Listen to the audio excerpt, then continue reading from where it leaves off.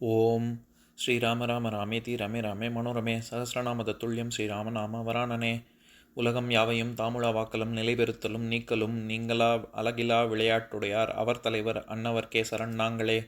எத்திர எத்திர ரகுநாத கீர்த்தனம் தத்திர தத்திர கிருத்தமாஸ்தகாஞ்சலிம் வாஷ்பவாரி பரிபூர்ணலோச்சனம் மாருதிம் நமது ராட்சசாந்தகம்.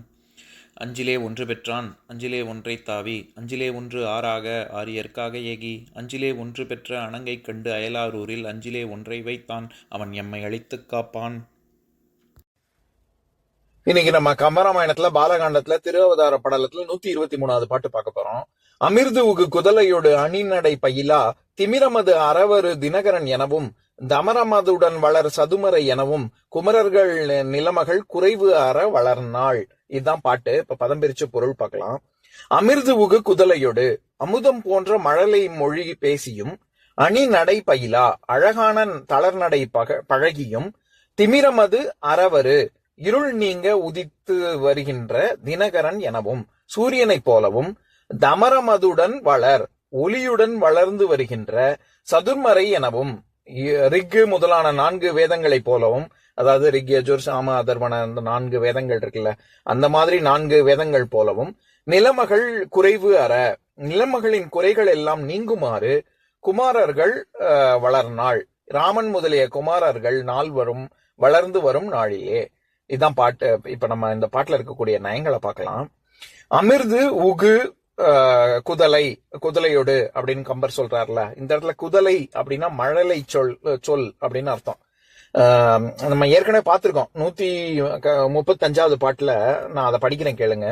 குழலிசை மடந்தையர் குதலை கோதையர் மழலையம் குழலிசை மகர யாழிசை எழிலிசை மடந்தையர் இன்சொல் இன்னிசை பழையர்தம் சேரியில் பொருணர் பாட்டிசை அப்படின்னு அப்படி வர்ற பாட்டுல குழலிசை மடந்தையர் குதலை அப்படின்னு பாக்குற இடத்துல புல்லாங்குழலின் இசை சிறுமிகளின் மழலை சொல் மாதிரி இருக்கு அப்படின்னு. இந்த இடத்துல நம்ம மழலை சொல்லுங்கிறது வடிவம் முற்று பெறாத சொல் அப்படிங்கிற பொருள். ஒண்ணு வடிவம் முற்று பெறாத சொல் அப்படின்னு அர்த்தம் பண்ணலாம். அப்படி இல்லைன்னா ஒரு ஒரு இது பொருள் நிரம்பாத சொற்கள் அப்படிங்கிற பொருள்ல வருது.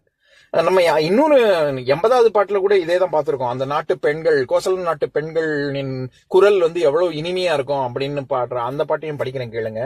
கோகிலம் நவில்வன இளையவர் குதலை பாகு இயல் கிளவிகள் அவர் பயில் நடமே கேகயம் நவில்வன கிளறிள வளையின் நாகுகள் உமிழ்வன நகைப்புரை தரணம் அப்படிங்கிற பாட்டுல கோகிலம் நவில்வன இளையவர் குதலை அப்படி பாகு அப்படின்னு பார்த்தோம்ல. அதாவது கோகிலம்னா குயில்னு அர்த்தம். அந்த குயிலின் பேச்சு எப்படி இருக்கு அப்படின்னா அந்த நாட்டு இளம் பெண்களின் குதிரை பாகு அப்படியே தேன் சொட்ட சொட்ட இருக்கக்கூடிய அளவுக்கு இனிமையா இருக்கு அப்படின்னு சொல்லியிருப்பார் கம்பர். அதே மாதிரிதான் இங்கேயும் அமிர்து உகு குதலையோடு அப்படின்னா அமிர்தம் போன்ற மழலை மொழி அப்படின்னு. இந்த இடத்துல உகு அப்படிங்கிற சொல் உகுத்தல் அப்படின்னா உகுதல் அப்படின்னா சிந்துதல் சொட்டுதல் அப்படிங்கிற பொருள்லயும் வரும்.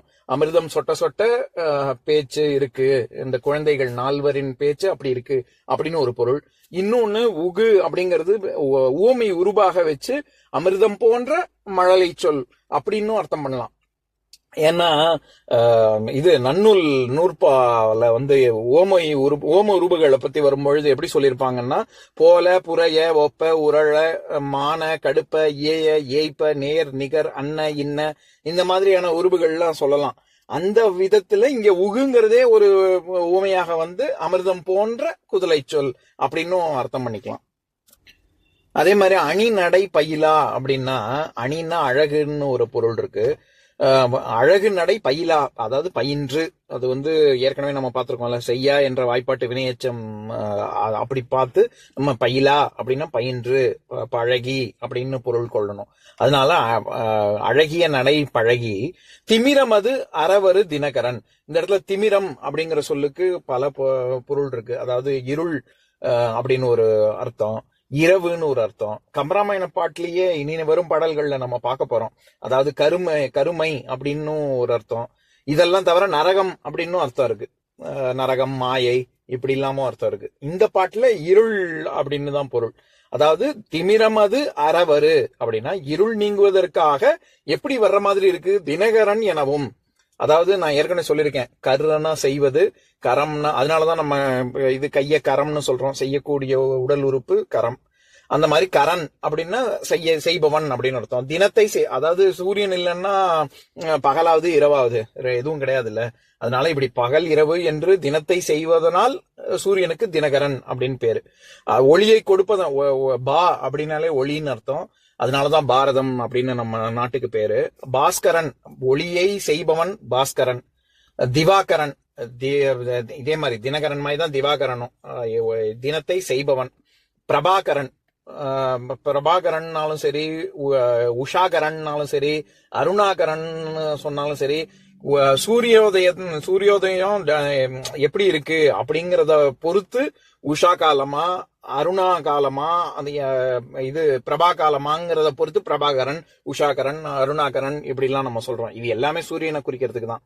அதே மாதிரி உஷ்ணாகரன் உஷ்ணத்தை செய்பவன் உஷ்ணாகரன். கரன்னாலே சூரியனை தான் குறிக்கும். சில பேர் கரன்னே பேர் வச்சுப்பாங்கல்ல.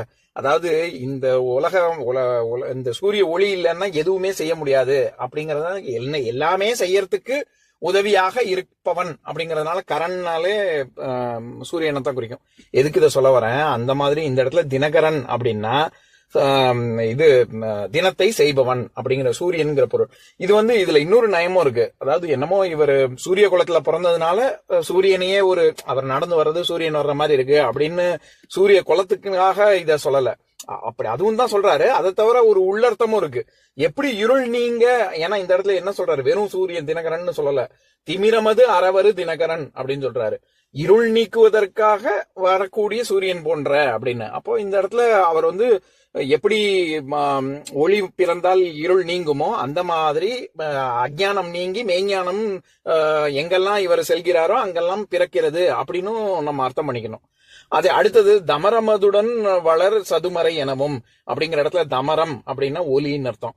இந்த சம்ஸ்கிருதத்துல இது சிவனுடைய கையில இருக்கக்கூடிய உடுக்கைக்கு நம்ம தமரு அப்படின்னு சொல்றோம். அந்த தமரு தான் தமிழ்ல தமரம் அல்லது டமாரம். நம்ம டமாரம்னு கூட நம்ம ட்ரம்ஸ் சொல்லுவோம்ல, இங்கிலீஷ்லயும் ட்ரம்ங்கிறதும் இது எல்லாமே தொடர்புடைய சொற்கள் தான்.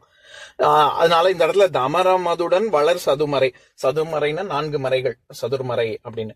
இந்த இடத்துலயும் 2 அர்த்தம் இருக்கு. அதாவது சதுர்மறைன்னா 4 ராமர் பேசக்கூடிய தமரமதுடன் வளர் சதுமறை, அவர்களுடைய ராமனுடைய வளர்ச்சி வேதங்களுடைய வளர்ச்சி மாதிரி அது எப்படி சப்தங்கள் வளருமோ அந்த மாதிரி இருக்கு அப்படின்னு ஒரு அர்த்தம். இன்னொன்னு 4 குழந்தைகளும் இது ராமன், பரதன், லக்ஷ்மணன், சத்ருக்னன் இவங்க 4 பேரும் ரிக், யஜுர், சாம, அதர்வண வேதம் மாதிரி எப்படி வேதங்கள் உலக நன்மைக்காக ஓங்கி உயர்ந்து வளர்ந்து உள்ளதோ அந்த மாதிரி இவர்கள் குழந்தைகளுடைய வளர்ச்சி உலகம் உய்வதற்காக இருக்கு அப்படின்னு நம்ம அர்த்தம் பண்ணலாம். இது தமரமதுடன் வளர் சதுமறை அப்படின்னு சொன்னதுனால இன்னொன்னும் நம்ம இன்னொன்னும் கம்பர் சொல்ல வராரு. என்னன்னா, பொதுவாவே வேதம் எழுதப்படாதது இல்ல, அது ஒலிக்கின்றது தான் வேதம். எதுவும் எழுதி வச்சு படிக்கிறதோ அல்லது இப்ப அந்த நம்ம நோட்டேஷன்ஸ் போட்டு இப்ப ஸ்லோக புஸ்தகங்கள்லாம் இருக்குல்ல அந்த மாதிரி எடுத்து படிக்க கூடாது.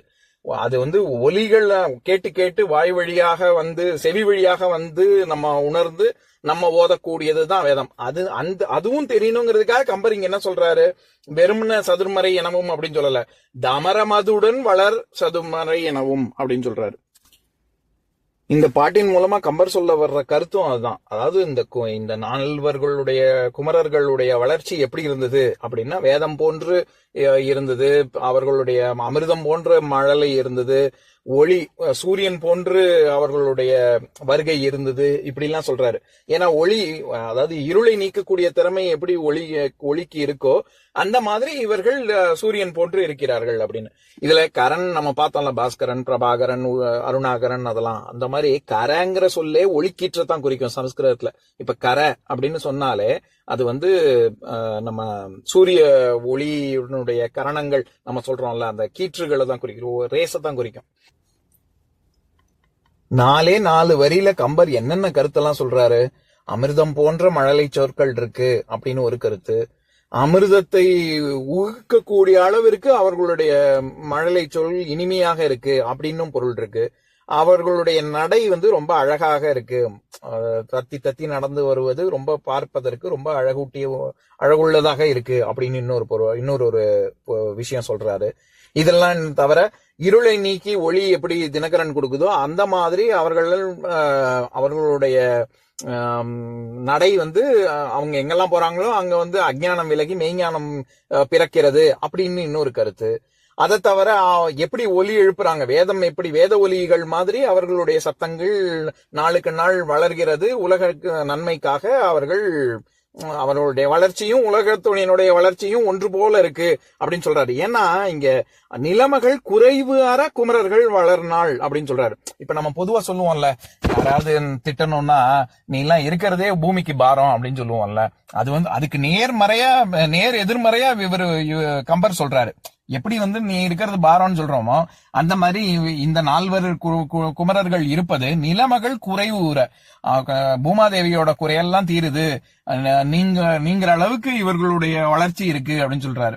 அப்படின்னா என்ன, இப்போ ஏதாவது நம்ம சொல்லுவோம்ல, நீங்க வந்ததுனாலதான் மழை பெய்யுது, செடியெல்லாம் நல்லா பூக்குது, பூத்து குலுங்குது, வசந்த காலமே இருக்கு அப்படின்னா என்ன அர்த்தம்? அவர் அவ்வளவு புண்ணியம் பண்ணிருக்காரு, அவர் போற இடம் பூரா மக்கள் நன்மை பெறுகிறார்கள் அப்படின்னு. அப்பதானே பூமியும் வந்து மகிழ்ச்சி கொள்வாள். அந்த மாதிரி இவர்களுடைய வளர்ச்சி இருக்கு அப்படின்னு ஒரு கருத்து சொல்றாரு. இதை தவிர 4 மறை போன வேதங்கள் போன்று 4 இருக்கிறார்கள் அப்படின்னு சொல்றாரு.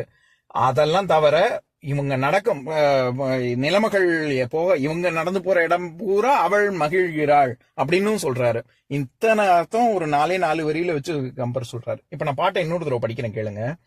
அமிர்துவுகு குதலையோடு அணிநடை பயிலா திமிரமது அறவு தினகரன் எனவும் தமரமதுடன் வளர் சதுமறை எனவும் குமரர்கள் நிலைமைகள் குறைவு அற வளர்நாள். இன்னொரு நாள் இன்னொரு பாட்டு பார்க்கலாம். ஓம் शान्ताकारं भुजगशयनं पद्मनाभं सुरेशं विश्वाधारं गगनसदृशं मेघवर्णं शुभाङ्गं लक्ष्मीकान्तं कमलनयनं योगिहृद्यानगम्यं वन्दे विष्णुं भवभयहरं सर्वलोकैकनाथम्. உம்பரோடு இம்பர்காரும் உலகம் ஓர் ஏழும் எம்பெருமான் என்று ஏத்தி இறைஞ்சி நின்று ஏவல் செய்ய தம்பியரோடும் தானும் தருமமும் தரணி காத்தான் அம்பரத்து அனந்தர் நீங்கி அயோத்தியில் வந்த வள்ளல். ஓம் பூர்ணமதః பூர்ணமிதம் பூர்ணாத் பூர்ணமுதஸ்யதே பூர்ணஸ்ய பூர்ணமாதாய பூர்ணமேவாவசிஷ்யதே. ஓம் சாந்தி சாந்தி சாந்திः. ஓம் சர்வேஷாம் ஸ்வஸ்திர்பவது சர்வேஷாம் சாந்திர்பவது சர்வேஷாம் பூர்ணம் பவது சர்வேஷாம் மங்களம் பவது. ஓம் சாந்தி சாந்தி சாந்திः. ஓம் சர்வே பவந்து சுகினः सर्वे सन्तु निरामयाः सर्वे भद्राणि पश्यन्तु मा कश्चित् दुःखभाग् भवेत्. ओम शांति शांति शांति.